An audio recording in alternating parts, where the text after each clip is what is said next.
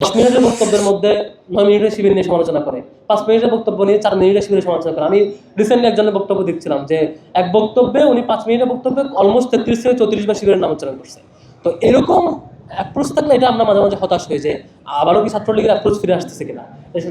বরং আমি যেটা সবাইকে রিকোয়েস্ট করি বা প্রেফার করি যে প্রত্যেক সংগঠন তার এজেন্ডাকে ছাত্রদের সামনে প্রেজেন্ট করা দরকার। তারা শিক্ষার্থীদের নিয়ে কি করতে চায়, শিক্ষার্থীর কাছ থেকে তিনি কি পেতে চান, শিক্ষার্থীদের কাছ থেকে তিনি কি দিতে চান, শিক্ষার্থীর কাছ থেকে তিনি কি রিকমেন্ডেশন নিতে চান, তার কি পজিটিভ জিনিস শিক্ষার্থীকে দিতে চান, তার কি অ্যাপ্রোচ শিক্ষার্থীরা পজিটিভলি নেবে, তার কি নেগেটিভ অ্যাপ্রোচ তিনি দূর করতে চান। এসব জিনিস শিক্ষার্থীদের সাথে ডিসকাস করতে পারাটা ছাত্র সংগঠনগুলোর বৈশিষ্ট্য হতে পারা উচিত ছিল।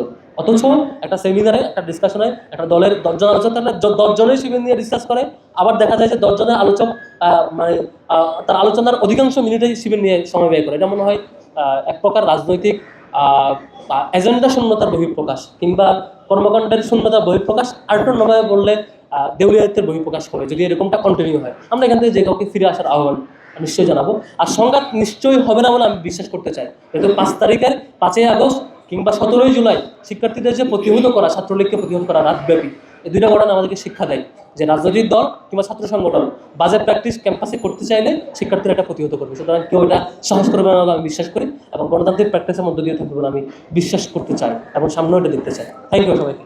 সন্ত্রাসীরা 15ই জুলাই শিক্ষার্থীদের উপর কীভাবে আক্রমণ করেছিল, সন্ত্রাসী আক্রমণ, ইভেন হাসপাতালে গিয়ে আক্রমণ করেছে। সুতরাং এ ধরনের সন্ত্রাসী যারা সন্ত্রাসী কাজ করে, নিষিদ্ধ সংগঠনের যারা প্রতিনিধিত্ব করে এবং অপরাধী যারা, তাদেরকে এখানে প্রতিনিধিত্ব করার কিংবা অংশগ্রহণ করার কোনো সুযোগ নেই বলে আমি মনে করি। এবং নির্বাচন কমিশনও এটা ক্লিয়ার করেছে, তাদেরকে একাডেমিক্যালি এখান থেকে বহিষ্কার করেছে, পানিশমেন্টের আওতায় এনেছে। সুতরাং তারা এখানে নির্বাচনের সুযোগ পাওয়ার কোনো প্রশ্নই আসে না, বরং এটা তাদের এখন এটা আউট অফ সিলেবাস। জীবনের সব আয়োজন এখানে একসাথে। এটা নিয়ে আমার মনে হয় তারা এটার পার্টও না। যারা সন্ত্রাসী, অপরাধী, বহিষ্কৃত, তারা ভোট কিংবা প্রার্থিতা কোনোটারই অংশ না। সুতরাং এটা নিয়ে আমার মনে হয় আমরা টেনশন নেওয়ারও কিছু নাই। আর কেউ যদি এটা সাহস করতে চায়, সাধারণ শিক্ষার্থীরা তো আছে, তারা নিশ্চয়ই এটা জানান দিবে। আর আমরা যারা সংগঠন আছি, আমরা ছাত্র সংগঠন, আমরা আমাদের দিক থেকে এটা প্রতিহত করবো নিশ্চয়ই। ডেমোক্রেসিতে মতনৈক্য থাকবে, এটা খুবই স্বাভাবিক। ডেমোক্রেসি মানে এইটা না যে সকল পার্টি সকল বিষয়ে একমত থাকবে। আমার সাথে ছাত্র দলের একটা দ্বিমত থাকতে পারে, এটা ডেমোক্রেসির সৌন্দর্য।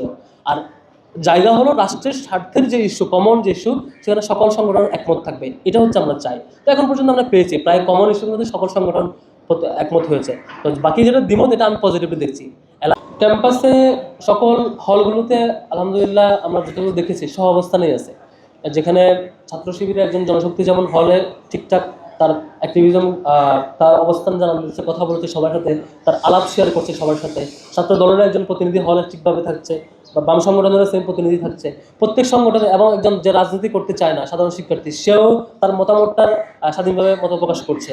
তো এরকম প্র্যাকটিস 1971-এর পর থেকে, বাংলাদেশ হওয়ার পর থেকে এখন পর্যন্ত কখনো এরকম এত বেস্ট পজিশনটা হয় নাই ক্যাম্পাসে। এখন যেটা হয়েছে নিশ্চয়ই এটা ইতিবাচক, এবং সাধারণ শিক্ষার্থীরা যারা রাজনীতি চায় না, তারাও ডাকসুর ব্যাপারে খুবই ইতিবাচক, এবং ডাকসু হওয়ার মধ্য দিয়ে তারা তাদের রাইটটা খুঁজে পাচ্ছে। তো সেক্ষেত্রে আমার মনে হয় না কেউ বাজে প্র্যাকটিসের দিকে যাবে। বাজে প্র্যাকটিসে কেউ যেতে চাইলে শিক্ষার্থীরা তাদের বিরুদ্ধে যাবে বলে মনে করি, শিক্ষার্থী তাদেরকে প্রতিহত করবে। এবং কোনো সংগঠন কিংবা কোনো প্ল্যাটফর্ম কিংবা কোনো দুষ্কৃতিকারী যদি ক্যাম্পাসে বাজে রাজনীতি ফিরতে চায়, তার বিরুদ্ধে সাধারণ শিক্ষার্থীদের সাথে আমাদের সংহতি থাকবে, এবং আমরা সাংগঠনিকভাবে এটার বিরুদ্ধে আমাদের অবস্থান নিশ্চয়ই জানানো থাকবে ইনশাআল্লাহ।